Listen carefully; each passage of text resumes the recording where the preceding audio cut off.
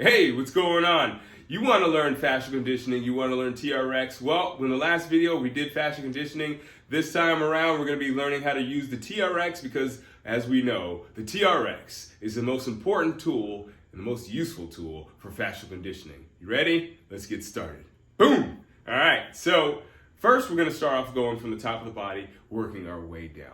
All right, so we like to start off at the top of the body because everything kind of works from there, and then we move our way down. All right, so we start off by opening up the shoulders with what's called a fallout. Okay, the fallout, you're going to stand away from the anchor point.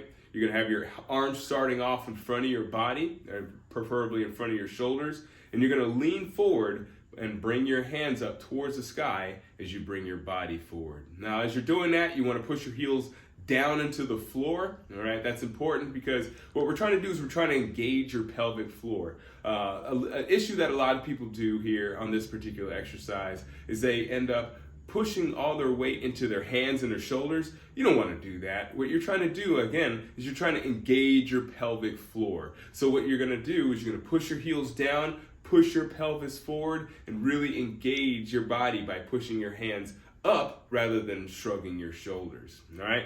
Very important that we engage your pelvic floor. That's going to be a theme throughout these exercises that we talk about today. Up next, we're going to work our way a little bit lower down the body. We're going to do what's called a mid-row.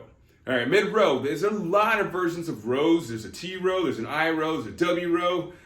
It's pretty much every letter you can think of is a row. Now we're going to do what's called, again, a mid-row. This is the most basic of rows because you don't have any fancy hand position. You keep your hands in a neutral position. You're going to start by facing the anchor point. You're going to have your feet down on the floor. You're going to be as flat as you can with your body. All right, and that's an upright or a slightly leaned back standing position. And you're literally just going to straighten your arms out. And then you're going to bend your elbows again and bring your chest into your hands or your hands into your rib cage. All right, so that's a really good row. Again, that's a really important exercise if you want to work on your core, if you want to work on your posture. One thing or one or two things that I would say that you should be careful for is that when you're doing this mid-row, you want to make sure that you are engaging your abdominals. All right, so you don't want to arch your lower back.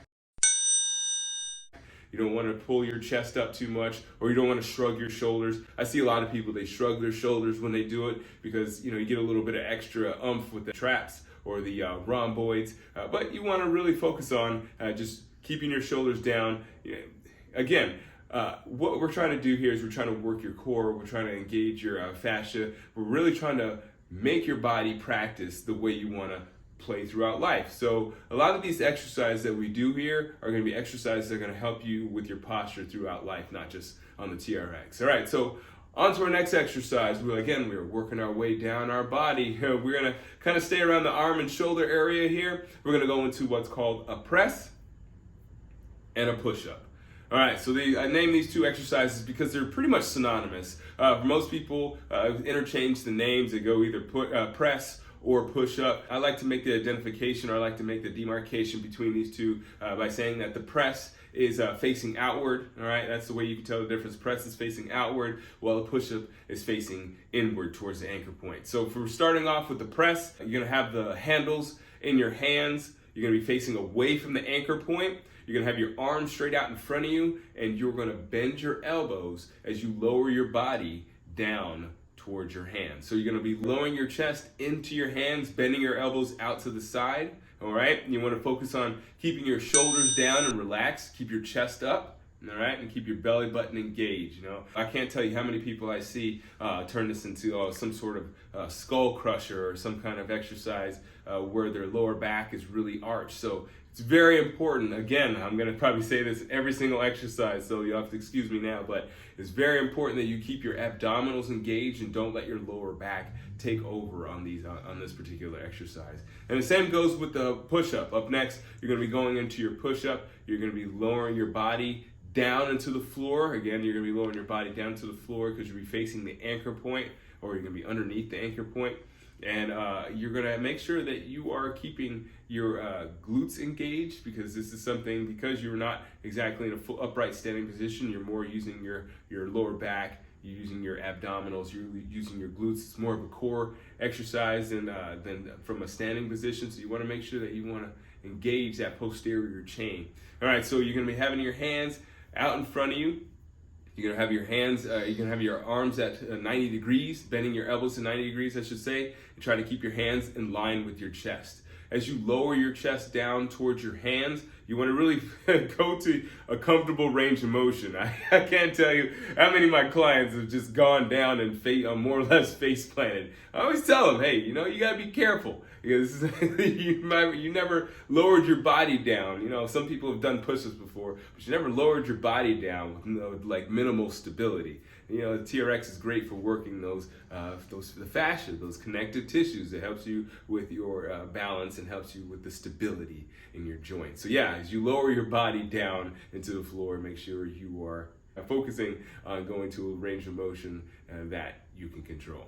All right, so we're pretty much completed our upper body exercise. One thing I wanted to throw in there at the end is that with the fallouts, you can also do a modified fallout, as well as with the presses, you can do a modified press or a modified push-up. You just put your knees on the floor for any of those exercises. Okay, so we're gonna move on to the lower body, all right? So lower body's fun. I like the lower body because we have our first exercise, which is called the rocket squat. I don't know why I called this a rocket squat, to be honest with you. It was just a name that came to me. I guess it's because you're kind of rocking, but I don't know. But anyways, we'll tell you how to work it. You're gonna put the straps, you're gonna start off by standing away from the anchor point. You're gonna put the straps underneath your armpits and you have your hands on the outside of the handles, all right?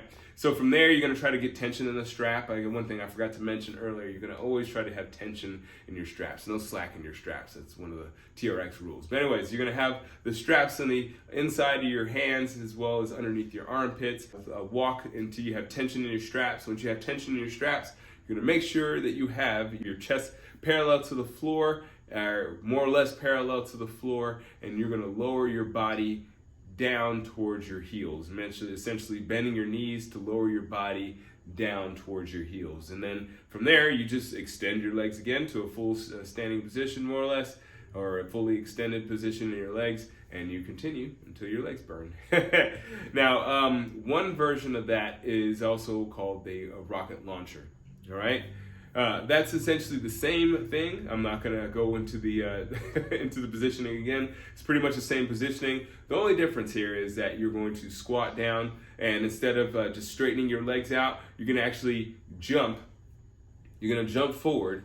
You're gonna land, and then you're gonna lift your feet up, and you're gonna jump back into your original starting position. Now, the reason why I like this particular exercise, the reason why I put this in the more or less TRX basics, is that when you jump backward and land on those feet and bend your knees, bring your hips back, well, what happens is that you're doing like a negative squat. It's not very often you can do a negative dynamic squat. So this is an exercise that I do with a lot of my athletes because it really helps with loading, helps with that first step. So if you are an athlete that's trying to make your ligaments and tendons stronger so you can be better at changing directions, I would highly suggest doing this exercise on the TRX. All right, so we're heading into the home stretch here. We've got our TRX hip presses as well as leg curls. All right, now I like these. These are really tough. You can do a hip press. If you follow this channel, we have a couple of versions of a hip press. But when you use a TRX, this is next level. I have so many of my clients that come in here and say, whoa, this is next level. And a lot of them walk out and tell me later on that day or the next day and say, oh, my hamstrings are so sore. And the reason why is because you're literally putting the weight of your body on your hamstrings, and you just can't do that anywhere else. So I highly suggest this as well if you're an athlete or you're trying to strengthen your hips. Try this out on the TRX. It's one of those exercises I like to say, you don't want it, but you know you need it. So leg curls and hip presses. So you're gonna essentially just put your feet up. Now the important thing here is when you put your heels in the foot straps is that you want your toes to face upward. There's actually a little triangle on the TRX. If you look at the triangle on the top of the handles, you want to have your toes facing upward, right into the point of the triangle. Very important. All right, so you have your feet in the foot straps. You're gonna start off, if we're doing a hip press, you're gonna have your knees bent, and you're gonna lift your hips up off the ground. How do you lift your hips up off the ground? You're gonna push down into your heels, into the bottom of the foot strap, and that will lift your hips off the ground. Your goal is to try to get your hips, your knees, hips, and shoulders in a diagonal line. All right, so you're gonna really try to push those hips up as high as you can, engage the core, engage the lower back, but most importantly, try to engage the hamstrings. All right, for some people that's actually harder than the next exercise that we'll be talking about here, which is the leg curl. For me, the leg curl is actually easier. Essentially, it's gonna be the same positioning setup. The only difference is that when you're executing the exercise, instead of just bending your knees, you're gonna straighten your legs out, bring them out to full extension, and then bend those knees and lift your hips up as high as you can, okay? So again, you're gonna be trying to lift your hips up as high as you can with control. You wanna control it. You don't wanna throw your hips up towards the sky, especially on this exercise. You wanna really use that momentum to lift your hips up, but still control your core by engaging your abdominals and your lower back. But you don't want to twerk your lower back. You don't want to overarch. You don't want to overextend your lower back. You want to just make sure that you keep your lower back engaged as well as your abs, so you can keep yourself in a straight line. Knees, hips, shoulders, diagonal line.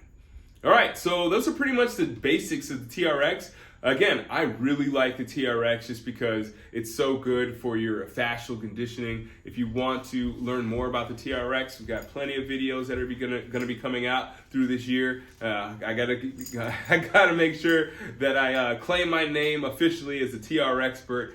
So you'll be seeing quite a few TRX exercises coming up. And if you are liking this video, subscribe. And if you want to learn more about how you can be a part of Gentle Fitness Company, check us out, gentlefitnesscompany.com. Thank you, and as always, keep good company.